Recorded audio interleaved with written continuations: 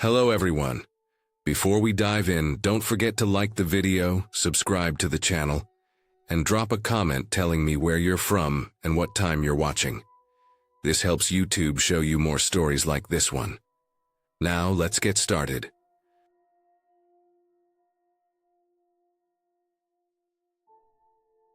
We had been hiking for 2 days straight, deep into the national forest, far from any road or sign of people. There were 5 of us, all carrying light backpacks, only the bare essentials. It was summer, so we didn't bring tents. We just spread a tarp on the ground and laid our sleeping bags right on top of it. I liked that setup until that night. Everyone else fell asleep not long after dark. I've always had a problem sleeping no matter how tired I am. I just lie there staring into the black, hearing every little noise. The woods at night have a different kind of silence. It isn't quiet. It's alive with soft movements. Insects, wind through the leaves, and sometimes strange sounds that don't fit into anything you can name. That night, I could hear small things moving through the brush every now and then. A rabbit, maybe. A raccoon. Once I heard something with 4 legs run past, fast but low, crunching leaves as it went. It was far enough away that it didn't bother me. I tried closing my eyes, pulling the sleeping bag tighter, but my mind kept racing. The air was warm and thick, smelling like dirt and pine sap. My skin felt sticky. The tarp beneath us crinkled when I shifted, every little sound feeling louder than it should have. It must have been well past midnight when I heard it. Slow, heavy steps on the dry ground. Not the quick scurry of an animal. Not 4 legs. 2. I froze, my eyes wide open, but I didn't lift my head. The sound came closer, one step, then another and another. Whoever or whatever it was moving through the brush slowly, carefully. I could hear the soft crunch of leaves underfoot.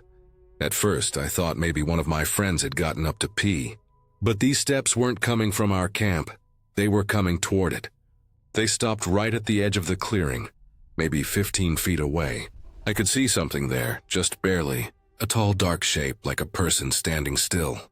It was hard to tell exactly because the sky was so dark, and the fire we had earlier was long dead. But I could make out a shadow against the lighter patch of open ground. The figure stood there, not moving for a long time. My chest felt tight.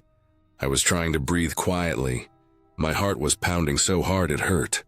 The shadow looked like it was swaying, slow side to side, like someone shifting their weight or trying to look around. It didn't feel right. The way it moved, it wasn't relaxed, it wasn't curious. It was careful, observing, then as suddenly as it appeared, it turned. The movement was fast, sharp, and then it bolted into the woods. I heard the running, heavy, fast, snapping branches, pounding footsteps. The sound faded deeper and deeper until it was gone. For a moment I just lay there frozen. My body felt like stone. When the footsteps finally disappeared completely, I realized I'd been holding my breath. I started to breathe again, shallow and quick. My mouth was dry. I wanted to wake someone up. I almost reached over to shake my friend next to me, but I hesitated. Maybe it really had been some random hiker or a ranger checking something. But that didn't make sense. Who would be walking around here in the middle of the night with no light? I was about to wake him anyway when I heard it. A scream. It came from the direction the figure had run off to. The kind of scream that doesn't sound human at first. Long, high-pitched, then cracking into something raw. It carried across the trees, echoing through the still air. It made the hair on my arm stand up. I sat up fast, my heart slamming in my chest. The others shifted in their bags, half asleep, but didn't react much. I couldn't tell if they even heard it. I forced myself to lie back down, but I couldn't stop shaking. My mind was trying to make sense of what I'd seen. I told myself maybe it was an animal, maybe some kind of big cat, though the footsteps had sounded wrong for that. I kept replaying it in my head, the way the shadow had stood there, swaying, watching us. After a while, I gave up trying to convince myself everything was fine. The forest was dead quiet now. Even the insects seemed to have gone silent. It felt like the trees were holding their breath too. I stared up at the sky, barely able to see the stars through the canopy. My body felt trapped between wanting to run and not wanting to move an inch. The night stretched on endlessly. I could feel every second pass. I finally reached into my bag and found the small bottle of my sleep medication. I hesitated, then took an extra dose. I figured if something bad was going to happen, lying awake imagining it over and over wouldn't help. The fear itself felt worse than whatever could actually happen. I must have drifted off at some point, because the next thing I remember was waking up to the early morning light. The forest looked normal again, soft and golden like nothing had happened. Everyone was still half asleep, groaning and stretching, packing their things. I didn't say much. I just kept looking at the edge of the clearing where the figure had stood. There were footprints there. I could see where someone had stepped on the soft dirt near the ferns. They were deep, clear, and human-shaped, barefoot. We hiked out later that morning, following the same trail we came in on. The woods felt different to me then, like they had eyes. Every sound made me tense. I kept glancing behind us, half expecting to see someone following, but there was nothing. When we got back to the parking lot, I finally felt like I could breathe again. Everyone was joking and tired, talking about where to get food, but I couldn't shake that feeling.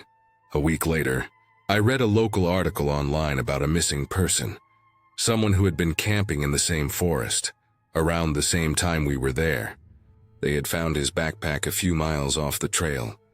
His sleeping bag and tarp were still rolled up, untouched. No sign of him. I thought about that night, the sound of the footsteps, the shadow swaying at the edge of the clearing, the scream tearing through the trees. Maybe it wasn't an animal. Maybe it wasn't a person looking for trouble.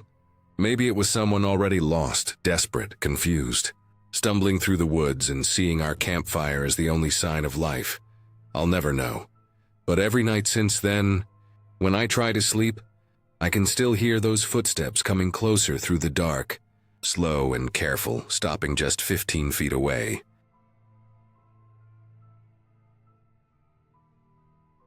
I was volunteering in South America a few years ago, deep inside a dense nature reserve that felt more like a jungle than a park.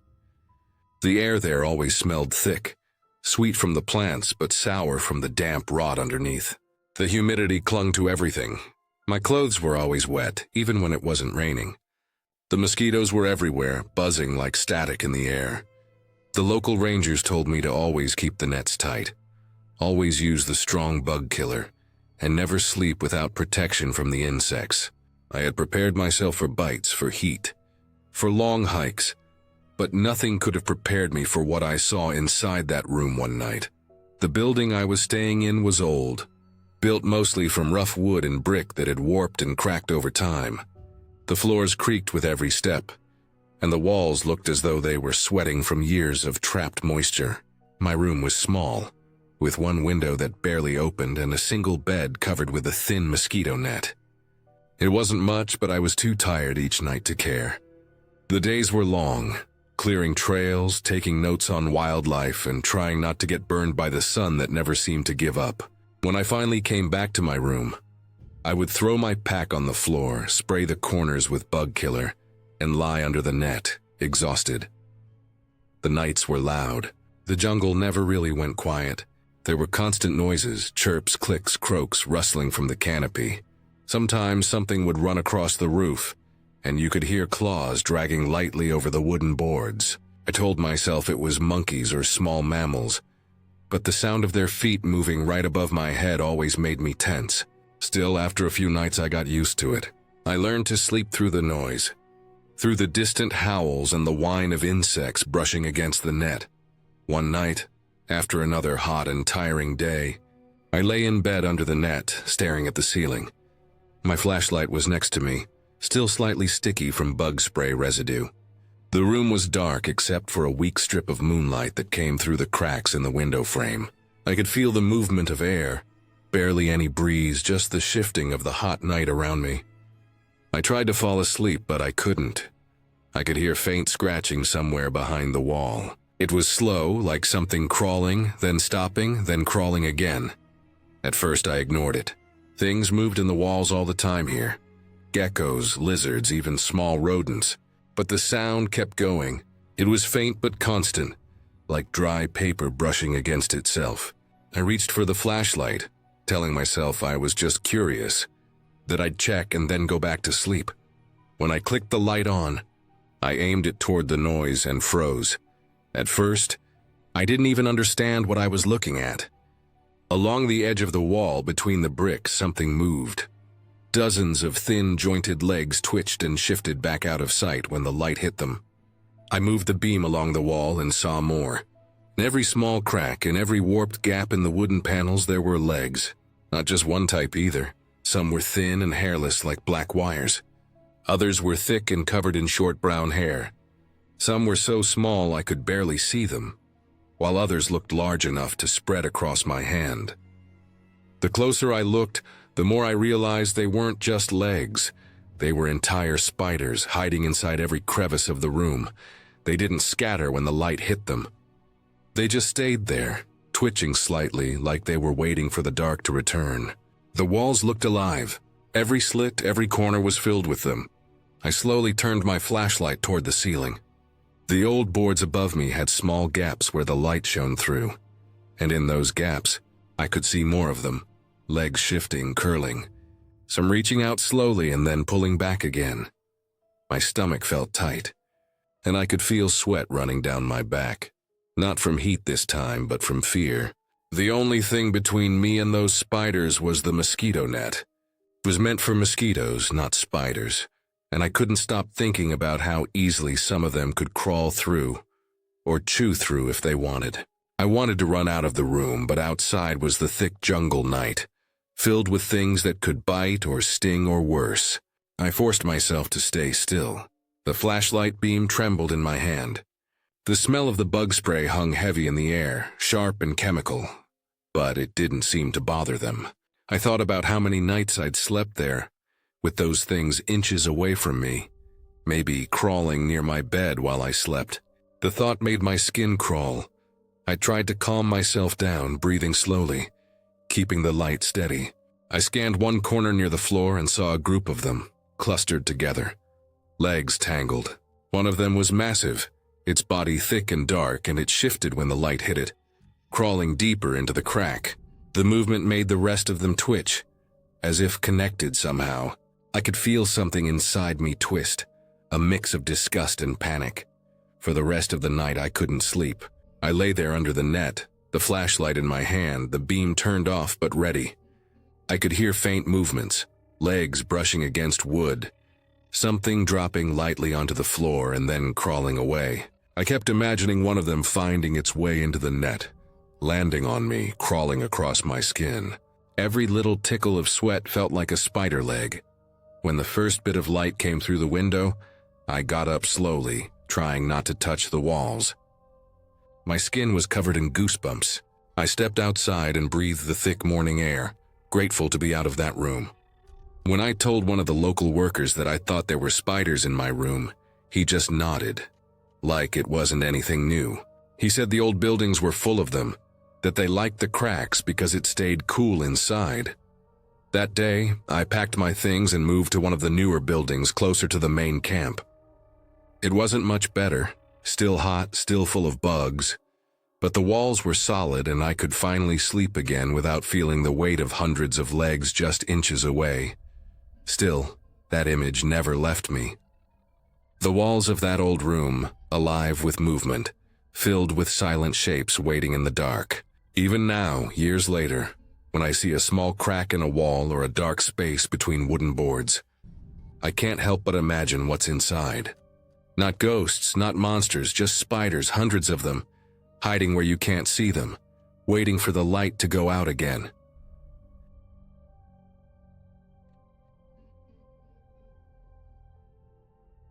It took almost a year for my friend and me to find the spot we thought was perfect. We had gone hiking and camping every other weekend, testing out different areas, trying to find somewhere that felt right. Most of the time, the spots were either too close to a trail, too muddy, or too exposed. Then one weekend, after hours of walking off trail along an unmarked section of woods, we found it. A flat clearing on top of a large cliff that overlooked a wide, slow-moving river. The view was incredible. You could hear the faint rush of water echoing up through the trees below. The place was quiet, clean, and untouched. No trash, no signs of people. It felt like our own secret spot. We dropped our packs and just stood there for a while looking around. The air was cooler up there, and the trees thinned out enough for the sunset to spill through. It was exactly what we'd been looking for. We set up camp before it got dark. The tent near the edge of the cliff, the fire pit in a small open patch a few feet back. Once everything was done, we decided to explore a bit before it got too dark. The plan was just to walk around for a while, get familiar with the area, and maybe find a good place to hang food so animals wouldn't get into it later. The woods were thick in every direction. You could still hear the river no matter how far you walked. That constant low sound of water moving over rocks. We stayed close to it, using the sound as a guide. It got darker faster than we expected. The sun had dipped behind the ridge, and everything turned gray, then almost black. The woods were different at night. It always felt like you were being watched, even when you knew you weren't. We decided to start heading back, following the river sound uphill toward our camp. That's when we saw something through the trees, a shape that didn't belong. At first I thought it was just a boulder, but as we got closer, I saw the reflection of light off metal. It looked like some kind of structure. It didn't make sense. We were deep in the woods, half an hour from the nearest trail or road, and there was no way anyone could drive out here. Still, the shape was there, and we moved toward it, cautious but curious. It wasn't a cabin or a shed like you might expect. It was more like a shack, but not even that. It was built from scraps. Sheets of aluminum siding, old metal roofing, and a tarp stretched across the top. It had the shape of a teepee, standing maybe 6 feet tall. The pieces were held together with rope and wire, like someone had been scavenging random junk to make it. I could see an air mattress inside through a tear in the tarp, still inflated. There were empty bottles scattered around the entrance. Wine, whiskey, beer. Dozens of them. There was also other stuff, weird stuff. Magazines, random plastic containers, a couple of shoes that didn't match, and old clothes thrown in a pile. And then there were objects that didn't make any sense. A rusted saw blade, a handful of nails, a cracked mirror, even a small doll with the head melted off. The smell was strong. Old booze, rot, and burnt plastic. Everything about it felt wrong. This wasn't some hiker or camper. Whoever stayed here lived here, or at least had for a while. And they didn't want to be found. There was no sign of a vehicle or trail leading in or out. It was just there, hidden away. Like someone had built a home far from everyone else. I remember the way the air felt when I stepped closer to the entrance. Still and cold. There were ashes in a fire pit just a few feet away from the shack. At first, I didn't think much of it. Then I looked again and saw that the ashes were still faintly smoking. The fire had been burning recently, maybe within the hour. That meant someone was here, maybe still close by. The realization hit all at once, a cold rush through my chest. My heart started pounding so hard I could feel it in my neck. Every sound in the woods suddenly felt sharp and close. The crunch of leaves, the shifting of branches, even our breathing sounded too loud. We didn't talk. We didn't even look at each other. We just turned around and started walking back the way we came, fast and quiet. The light was gone completely now, and the only thing we could use to guide ourselves was the sound of the river. I could feel how tense my body was, like every nerve was wired tight. Every time a twig snapped, I flinched. I kept looking over my shoulder even though I couldn't see anything beyond a few feet. I kept thinking about that smoldering fire. Whoever had been there could have been just out of sight, watching us the whole time. When we finally reached our campsite, I didn't even stop to grab my flashlight. I just started taking the tent down, tossing everything into my pack.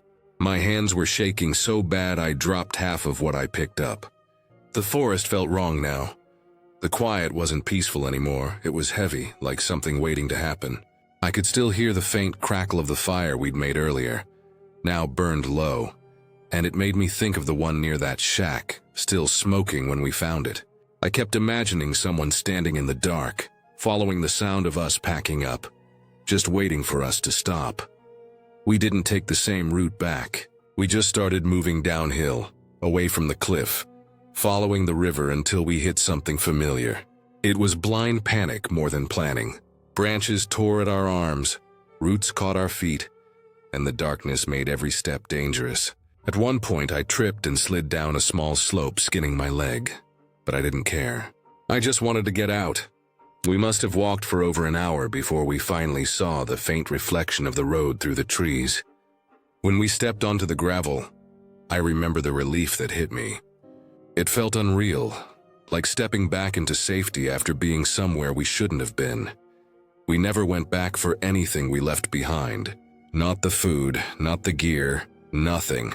It wasn't worth it. A week later, I checked a map and tried to find that area again. But I couldn't pinpoint the exact spot. There were too many bends in the river, too many cliffs that looked the same. Maybe that was a good thing. Sometimes I think about what we stumbled into. Maybe it was a squatter, maybe someone living off the grid, or maybe something worse, someone hiding from the world for a reason. Whatever it was, we were never supposed to find it. The thought that still sticks with me is how close that shack was to where we'd set up camp. Maybe 100 yards away. We were going to sleep there all night, completely unaware that someone had been living just out of sight. And if that fire was still smoldering when we found it, then they couldn't have been gone long. Maybe they were out there watching us move through the trees, waiting for us to leave.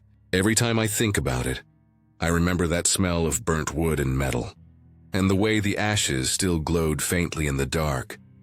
That night taught me something about the woods. The silence doesn't always mean you're alone.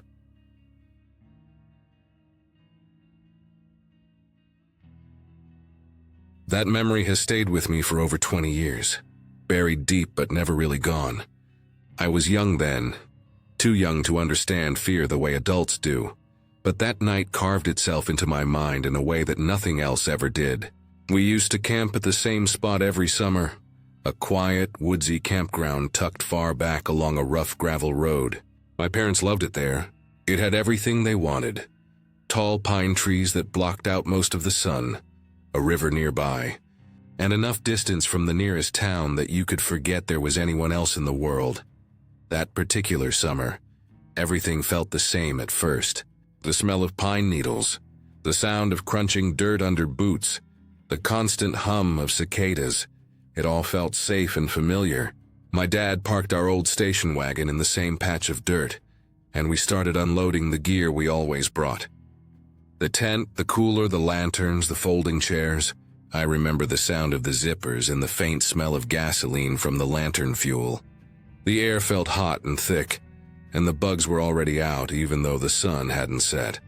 While we were setting up, a group of campers from a nearby site walked over. They were friendly, smiling, just chatting the way people do at campgrounds. They told us there had been bear sightings recently, and that people were being told to haul their food into the trees. I didn't think much of it. I'd never even seen a bear before.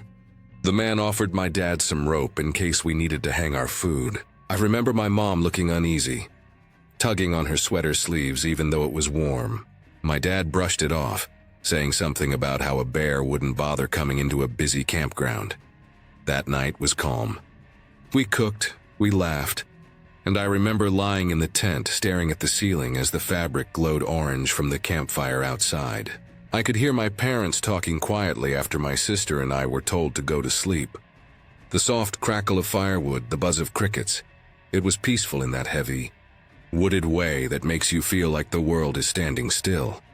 The second night felt different, even though I couldn't explain why. The air seemed heavier, like it was holding something. The forest noises felt louder, closer. Every twig snap made me freeze. I remember lying there and hearing something move through the brush far away. My dad said it was raccoons. I tried to believe him. Then came the night that everything changed. It was late, and the air was cold enough that I had crawled deep into my sleeping bag. I must have been half asleep when a loud crash ripped through the night. Metal scraping, something slamming shut, and then a car alarm started blaring. The sound didn't fit there. It was sharp, mechanical, angry. I remember how fast my heart started pounding. My little sister woke up crying, and I pressed my hand over her mouth because I thought, without really thinking, that if she made noise, the bear would come for us. Outside, voices started shouting. I could see flashlights flickering through the thin walls of our tent, moving fast, bouncing between trees. My mom sat up. My dad unzipped the tent and grabbed the skillet we used for breakfast, like it would protect him somehow. He also grabbed his big metal flashlight, the kind that felt more like a club than a light, and stepped outside. I could hear gravel crunching under his shoes as he walked away. I lay there frozen, staring at the faint glow of the tent's fabric. The woods were filled with echoing shouts and the steady pulsing whine of the car alarm. After what felt like forever, I turned my head and saw that same small tear in the corner of the tent I had noticed before when it rained. Through it, I could see a few flashlights gathered near the bathrooms. The car's headlights were flashing wildly, cutting through the trees and casting long, thin shadows that moved like they were alive. It wasn't a bear. Later, when my dad came back, I learned the truth in pieces, through what I overheard and what I remembered. Turned out that something, or rather, someone, had been breaking into cars all summer. Not an animal, a man. A homeless man who'd been living out there in the woods, moving from site to site, watching people, taking food, taking whatever he could find. Nobody knew exactly how long he'd been there. Some said weeks, others said all summer. That night he'd broken a window trying to steal from a cooler inside a car. Someone had woken up and turned on the alarm. The man had run, but a few campers had seen him. They said he looked filthy, thin, his clothes torn and covered in dirt. He had been watching people while they slept, waiting for moments like this when everyone was quiet and off guard. The police had already been looking for him, because not long before, 2 teenage girls had been attacked on a nearby hiking trail. That trail had been closed since, but no one realized he might have stayed close, hiding somewhere near the campground. When I think back on it now, I realize how exposed we were out there. No locks, no walls, nothing but thin fabric between us and whatever was in those woods. I remember lying awake for hours after my dad came back, staring at the top of the tent, imagining someone standing just outside, listening to our breathing. Every rustle of leaves sounded like footsteps. Every breeze through the trees felt like someone moving. The next morning, people were already packing up. The whole campground had this nervous silence to it. No one talked much. The air felt wrong. Even though it was bright and sunny, it didn't feel safe anymore. My dad didn't say much as we loaded the car. I could tell by the way he moved that he didn't want to stay another night.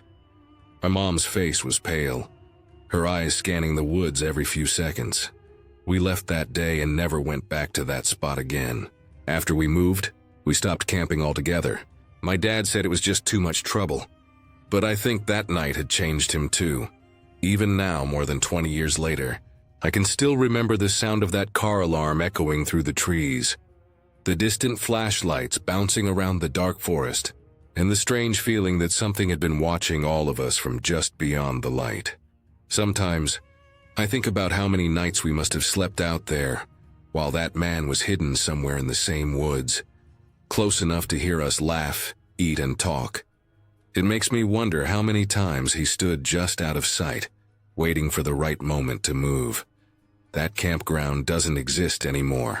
It was shut down a few years after that, and the land was reclaimed by the forest. But sometimes when I drive through the mountains and see tents glowing faintly between the trees, I can't help but think of that night. The night I learned that the scariest things in the woods aren't the animals at all. It's the people hiding among them.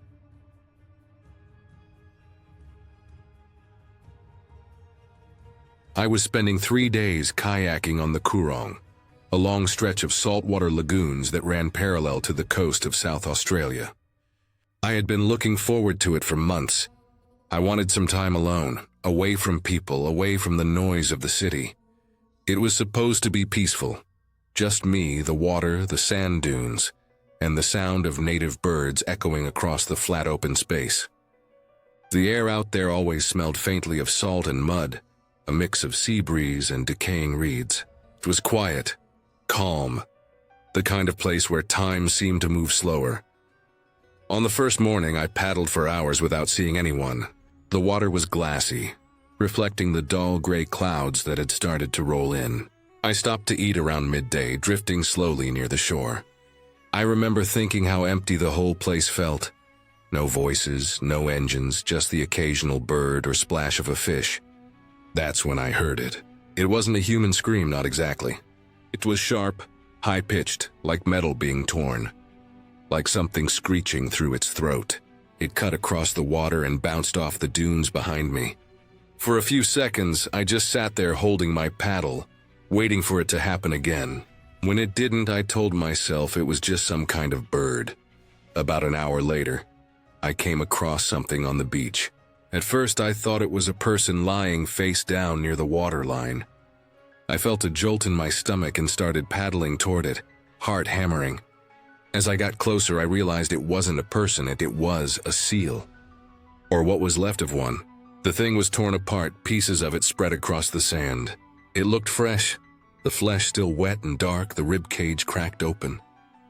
There were no footprints anywhere around it, no tire tracks, nothing to show what had done it. The sand was smooth, untouched except for the mess the seal's body had made. I stood there staring for a while, feeling the hair rise on the back of my neck. It didn't make sense. I'd seen shark kills before, but this was different. Sharks don't drag bodies onto the beach and scatter them. I told myself to relax. Maybe it had washed up like that. Maybe birds had gotten to it. I pushed the kayak back into the water and kept going. But for the rest of that day, every little sound seemed too loud. Every splash, every gust of wind made me tense up. That night I camped on a small strip of sand near the reeds. The sky was a mix of fading orange and cold gray. I pitched my tent, cooked a small meal, and sat outside for a while watching the water. The air cooled fast and the silence became thick. Then, just as I started to drift off in my sleeping bag, I heard splashing. It wasn't close, but it wasn't far either. Rhythmic, like something moving back and forth in shallow water. I unzipped the tent and pointed my flashlight toward the sound. The light hit the surface, but there was nothing, just ripples. Then stillness again. I waited for a few minutes listening. Eventually, I convinced myself it was just fish or the current and went back to bed. The next morning, I got up early. My plan was simple. Paddle all day, find another spot, camp again, and head back the day after. The wind had picked up a little, and the surface of the water looked rougher. Around midday, I ended up stuck in a mud bog. A wide, shallow stretch that seemed solid until the kayak sank into it. I had to drag it for nearly an hour, each step pulling at my legs. Mud sucked at my boots with every movement, and the smell was strong, rotten, sulfuric. I remember glancing up at one point and seeing a figure on top of one of the dunes ahead of me. It was far away, too far to make out any features, just a dark outline against the pale sky. My first thought was that it was another tourist, maybe someone hiking the dunes. But it didn't move. It just stood there. I looked at it for a few seconds, trying to tell if it was watching me. Then I bent down to grab the kayak again. When I looked up, it was gone. I finally made it across and found a decent spot to camp for my last night. I set up farther from the water this time, on a flat patch of sand with clear visibility all around. I wanted to be able to see anything that came near me. As I sat eating my dinner from a tin, I couldn't shake the feeling that I was being watched. I turned around a few times, scanning the dunes and the water, but saw nothing. Since it was a total fire ban, I couldn't build a fire. The darkness settled in thick and fast. My small lantern barely lit the few meters around me. Every sound from the reeds, every movement of the wind sounded like something alive. I decided to walk a bit to clear my head. The beach wasn't far. I followed a faint trail through the sand until I reached it. The waves were loud there, crashing, constant, drowning out everything else. The sky had gone completely dark. No moon. Just the faint glow of stars behind thin clouds. I stood there for a while, staring at the white foam rolling in and disappearing again. That's when I heard it. The same screech as before, sharp, drawn out, and close. It came from behind me, from the direction of my camp. I turned, and through the faint starlight, I saw a figure again. It was standing right where the path met the beach. Not moving, not walking, just there. My stomach dropped. My first instinct was to grab my knife. I held it tight and started back up the path. my heart pounding so hard I could hear it in my ears. When I reached the spot where the figure had been, there was nothing there. Just a rotting fish hanging off a bit of wire on the fence, half dried out, covered in flies. I felt ridiculous but uneasy. I started back toward my tent, and that's when I heard the sound of something moving behind me. Soft thuds, like the sound of something hopping in short bursts. Maybe a kangaroo or wallaby. But it was too close. I stopped. The sound stopped. I turned slowly and there was nothing. Just the dark dunes. By the time I got back to my tent, I was shaking. I zipped it shut, lay down, and held the knife beside me. The screech came again later that night, faint this time, like it was farther away. Then silence. When the sun came up, I packed everything quickly and didn't waste time. I paddled hard all the way back, barely stopping. The whole time I kept glancing behind me at the dunes. When I reached the launch site that afternoon, there were 2 local rangers talking by a truck. One of them mentioned offhand that some seals had been washing up torn apart lately, probably from sharks getting trapped in the shallows. He said sometimes dingoes dragged parts inland when the tides were low. They'd even found kangaroo carcasses stripped in the same way. It made sense. Still, the screeching didn't sound like any animal I'd ever heard. I know how the wind can carry and twist sounds across open water, how the mind can make shapes and figures out of shadows. But that feeling, the one that something was following me, it hasn't gone away. Even now, when I think about that place, I can still hear that sound in my head. Not quite human, not quite animal, just sharp and wrong, cutting through the wind across the empty dunes.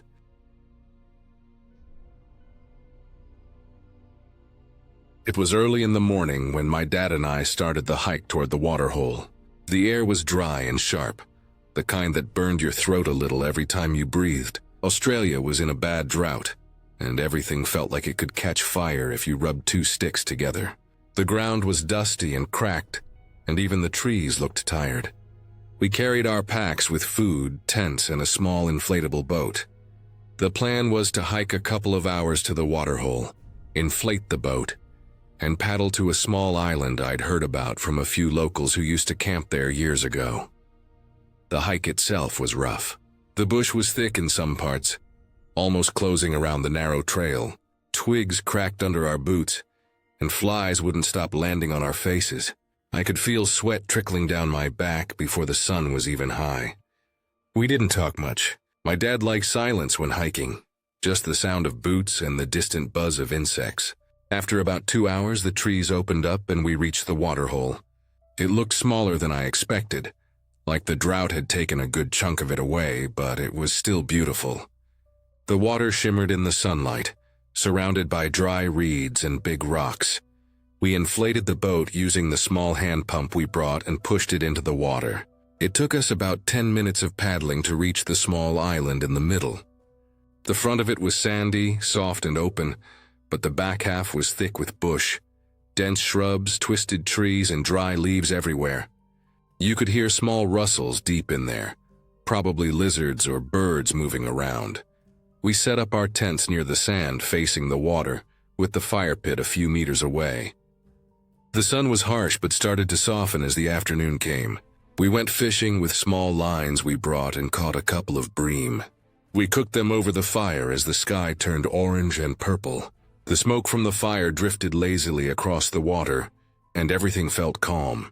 After we ate, we roasted some marshmallows, and for a while it felt perfect. Then we heard the howl.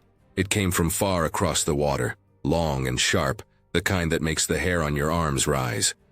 It didn't sound like a dog or a dingo, more like something in between.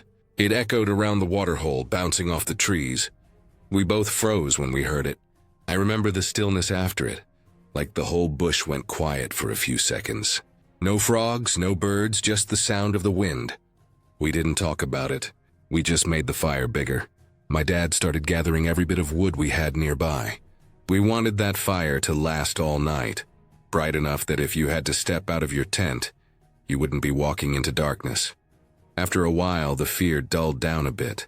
The fire was strong, crackling and spitting sparks into the air. We sat by it until we both got tired and crawled into our tents. The air was still warm, but the firelight outside flickered softly through the thin fabric of the tent. I could hear insects again, so it felt a little more normal. At some point deep in the night, I woke up needing to piss. The fire was still burning, not as high as before, but enough to light the sand around it in a dim orange glow. I unzipped my tent quietly and stepped out. The air was cooler now, and there was a faint breeze coming from the water. I walked toward a small tree near the edge of the sand, and stood there for a moment, just listening to the crackling fire and distant water sounds. It was calm, too calm maybe. When I finished, I turned around and walked back to my tent. As I got closer, I heard that same howl again, but this time it was close. It came from the other side of the island, somewhere behind the thick bush. It wasn't far at all. My stomach dropped instantly. It was deep and guttural, and I could almost feel it in my chest. I froze where I was for a few seconds, staring toward the dark bush. I couldn't see anything, but I could hear faint movement, something shifting through the undergrowth like a branch cracking softly. I didn't move for a bit. Then I slowly got into my tent and zipped it shut. My heart was pounding so hard I could hear it. I just lay there, staring up at the thin fabric roof, trying not to make a sound. After a while, I must have drifted back to sleep because when I opened my eyes again, light was pushing through the tent. The air smelled of ash and something faintly rotten, like decayed leaves. I unzipped the tent and stepped out. The fire pit was a mess. It looked like it had been dug into, torn apart. The rocks around it were moved, and the ashes were scattered. The firewood that should have lasted the night was almost completely gone, but not burned, just broken and thrown aside like something had been pawing through it. Then I saw the snake trail, a thin winding line through the sand that led from near the fire pit toward the bush.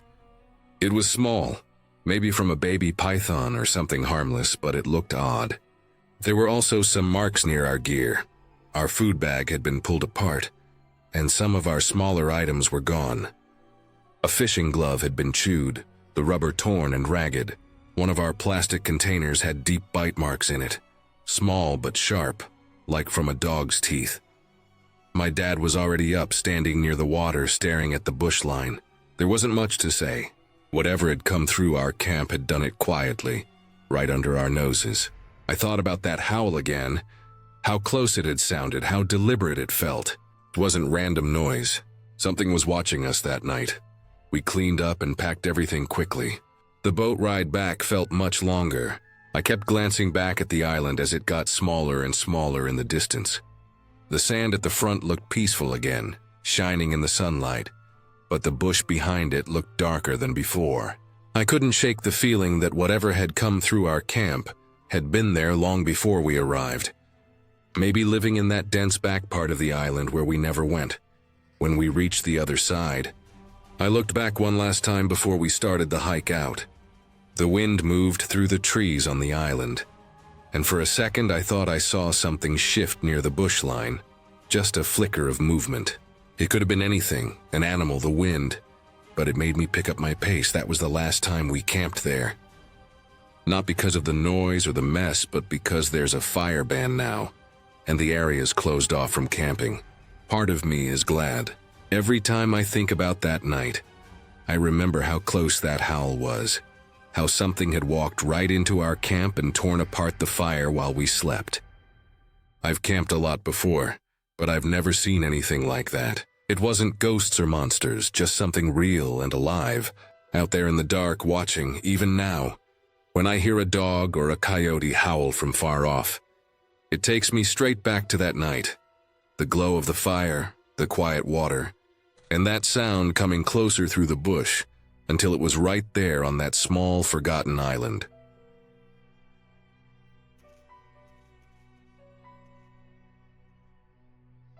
I was hiking along the north shore of Lake Superior in Minnesota. If you've never been there, it's one of those places that feels endless. The trees are tall and old, the kind that bend slightly under their own weight, with bark so thick it looks like it's been there since the beginning of time. The ground smells like wet earth and pine needles, and the air is heavy with that cold metallic scent that comes from being near a huge body of water. You can walk for hours and hear nothing but your own breathing, the crunch of dirt under your boots, and the faint hum of wind pushing through the forest. The trail runs for about 360 miles from Duluth, all the way to the Canadian border. It's well marked and people hike it all the time, so I never thought of it as unsafe. My hiking buddy and I had done a few sections before, but this trip, we wanted to make it a loop instead of an out and back. We found a stretch that could connect back to the main trail using some old back roads and a snowmobile trail. It looked simple on the map, the kind of shortcut that makes you feel clever when you plan it. We started out early, the sky low and gray, the lake visible through gaps in the trees. The sound of waves hitting the rocks below echoed faintly through the woods. The dirt road we were walking on had deep tire ruts and scattered branches from storms. It felt isolated in a way that the main trail didn't. After a few miles, we heard the faint buzz of an engine, a dirt bike. At first, I thought nothing of it. People use these roads sometimes. But then the sound grew louder and stopped suddenly. I turned around and saw him, a man on a dirt bike just sitting there maybe 100 yards behind us. He wasn't moving. He just sat there on his bike, engine idling quietly. I waved, but he didn't move. I could barely make out his face through the helmet, but I could feel his eyes on us. We kept walking, pretending not to notice, but after a few minutes I looked back again and he was still there. Then finally he turned around and disappeared down the road he came from. I tried to brush it off. Maybe he was just checking his route or curious about who else was out here. But the way he just sat there, silent and still, made something in me feel off. By the time we reached the snowmobile trail, the light was starting to fade. The woods grew thicker, and the trees leaned closer together. The air was still and cold. After another hour, we came across a log shelter, our planned campsite for the night. It was one of those small wooden structures built along trails for backpackers. 3 walls, a slanted roof, a fire ring in front. It looked solid enough. We set up our tents nearby, made a small fire, and cooked dinner. The night felt calm. The sound of the wind through the pines, the faint crash of water in the distance, the crackle of the fire. It all felt right. But in the back of my mind, I kept thinking about that dirt biker, the way he had just stared. When the fire died down, I crawled into my tent. The moon was full, casting a bright silver light through the trees. I could see the shadows of branches move across the thin walls of my tent. I must have dozed off at some point because when I opened my eyes again, it was still night, but everything felt wrong. It took me a moment to realize why I woke up. There was no sound, no wind, no insects, no creaking trees, just silence. I blinked and looked toward the tent wall, and that's when I saw it. 2 silhouettes, one on each side of the tent. They weren't moving, just standing there. Their shapes were clear in the moonlight, tall, still human. I froze. I didn't move a muscle. My heart was pounding so hard that I thought they could probably hear it. I lay there staring, trying to figure out if I was dreaming. But the longer I stared, the clearer they became. One of them shifted slightly, just enough for me to see the faint outline of a shoulder move. That small motion made everything real. I remember thinking if I made a sound or moved too fast, something terrible would happen. Minutes felt like hours. I just lay there, eyes open, barely breathing. Eventually, I must have drifted off or passed out from exhaustion, because when I opened my eyes again, it was morning. The sunlight was cutting through the trees and everything looked normal again. My buddy was still asleep in his tent, and there were no signs of anything around. No footprints, no disturbed dirt, nothing. I told myself I must have imagined it. Maybe it was shadows from the trees or the moonlight playing tricks on me. But as I packed up my gear, I noticed something small near the fire ring.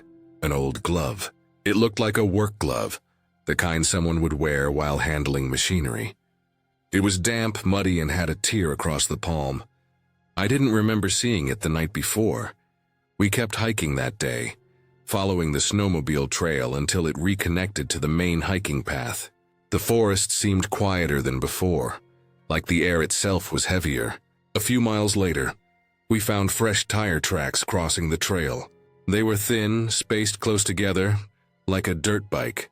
The rest of the trip, I couldn't shake that feeling of being watched. Every time we stopped, I caught myself glancing through the trees, expecting to see someone standing there. We made it back to the car without any other incidents, but when I looked back at the woods before leaving, I swore I saw something move in the shadows along the tree line. Not close, but far enough away that it could have been anything or anyone. When I got home, I looked up stories of people encountering strangers in that area. There were a few vague mentions of an older man who rode the trails on a dirt bike, usually seen alone, sometimes watching campers. Nothing criminal, nothing concrete, just stories. I still don't know if the figures I saw that night were real people or just tricks of the light, but I know what I felt. That cold, electric kind of fear that crawls under your skin and stays there. The woods up there are beautiful, but they have a way of reminding you how small and helpless you really are when the sun goes down. I've gone hiking since then, but never back to that section of the trail.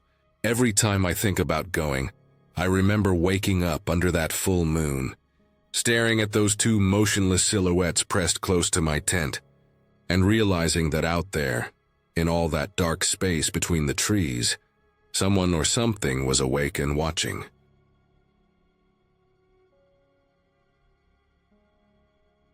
I remember that day as clear as the sun burning on my neck. I was 17, maybe 18, still at that age when you think nothing can touch you. My friends and I had been exploring the islands scattered along the Indian River Lagoon for years. We called them the 1,000 Islands, though there weren't nearly that many. Most were small, uninhabited, just wild green humps rising out of the shallow water, full of mangroves, bugs, and thick brush. To us, they were like secret worlds. We camped on them, played paintball, built little shelters out of driftwood. It was all harmless fun. That day, though, was different. That day, I learned how fast a place can turn on you. We were looking for a new island to explore, something untouched, a fresh spot. We paddled around for a while, passing the ones we already knew, until we saw it, a larger island shaped almost like a crooked teardrop, with tall trees growing in the middle, and dark swampy edges along the shoreline. From the canoe, it looked wild, more dense than any of the others we'd been on. The plan was simple. To save time, I'd be dropped off on the southern end and work my way north, cutting through the island while my friends paddled around the outer edge. We'd meet on the far side. It sounded easy enough. I stepped off the canoe and into shallow water, feeling mud pull at my shoes as they pushed away to start their loop. The first few steps onto land were fine, soft soil, a few tangled roots, but within minutes I was fighting to move forward. The brush was thick, thicker than anything I'd been in before. The ground was uneven and covered in dead branches and knee-high vines that wrapped around my legs every time I took a step. It was hot and humid, the air heavy and still. Mosquitoes swarmed around my face, getting into my eyes and ears. The sun filtered through the trees in patches, just enough to show me how dense the growth really was. Every few feet I had to push through another wall of brambles, the thorns catching my shirt and arms, cutting small lines across my skin. After maybe 15 minutes, realized I wasn't even halfway through the southern edge. I could still hear my friends' voices faintly over the water, but they were getting farther away. I kept pushing, telling myself I'd make better time once I reached the interior. But the island didn't open up. It only got worse. The plants grew thicker, lower to the ground, until I had to crouch to keep moving. I started sweating so badly my hands were slippery on the vines I tried to push aside. I tried to look up to keep track of the sun, but the canopy was so tangled it was like looking through a net of green and brown. That's when I started noticing the smell. It wasn't just mud and rot. It was sour and thick, the kind of smell that sticks in your throat. I thought maybe there was a dead fish or bird nearby, but as I crawled under a tangle of branches, I saw it. A turtle shell, broken open, the inside dried and empty. I stepped over it carefully, thinking nothing of it at first. A few feet later, I found another one half buried in mud. Then another and another. I stopped. It wasn't just turtles. There were raccoon bones scattered between the roots, small skulls with teeth still in them. I saw what looked like a deer ribcage bleached white and tangled in a vine. I didn't understand it at first. The island wasn't big enough to have that many dead animals lying around naturally. It didn't make sense. Then it clicked. Every skeleton was near the swampy edge. The air felt wrong. That's when it hit me where I was. This was a feeding ground. The swampy water ringing the island wasn't just still. It was alive, and I realized what lived there. Alligators. Dozens, maybe more. The island wasn't just dense, it was a perfect trap. The animals came in from the water, maybe trying to cross or find food, and they got caught in the thick brush.